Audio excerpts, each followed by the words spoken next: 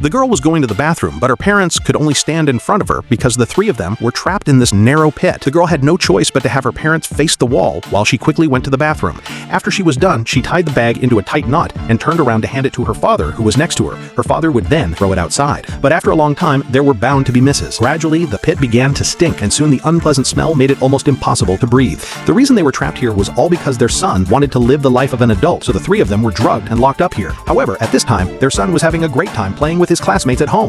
After several days passed, when John was taking his classmate home, he passed an ATM. He withdrew a few $1,000s from it and gave it to his classmate sitting in the passenger seat because he thought that in the eyes of adults, there was only money. So since his classmate had spent a few days with him, he naturally had to give him some corresponding compensation.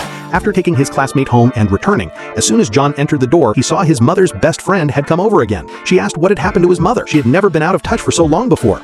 John was about to make up an excuse, but who would have thought that the next second a woman would call his mother directly? But unexpectedly, the phone rang in the living room. Seeing this situation, John quickly lied that his mother was in such a hurry when she left that she forgot to take her phone, but his best friend didn't believe what he said at all. Soon, she came back with the police, and for this, John was already prepared. He had already locked the door in advance and tried his best not to make any sound upstairs. So after a check, the police didn't find anything unusual. Little did they know that in the pit deep in the jungle, three poor wretches were locked up. After the police left, John personally made some food and put it in a bucket to give to his parents. His father quickly grabbed the rope and tried to climb out, but John had already made preparations for it. Although they couldn't escape, at least they could have a good meal, and John unhurriedly sat at the entrance of the cave having a family dinner with his parents and sister. John's behavior was enough to show that he was tired of his carefree life. Late at night, he quietly came to the entrance of the cave again. Looking at his pitiful parents and sister inside, he felt very uncomfortable. When dawn was breaking, his sleeping parents suddenly heard a sound. Seeing a ladder appear in front of them, the three of them didn't hesitate and quickly climbed out. And in order to prevent his parents from blaming him, John pretended that he was about to drown in the swimming pool. Seeing this, his father quickly jumped into the water. Seeing that his son was not in any danger, he quickly found a frog machine to fill the deep pit, and he didn't question his son's behavior. Right now, he just wanted the family of four to have a good meal. And with that, the movie ends.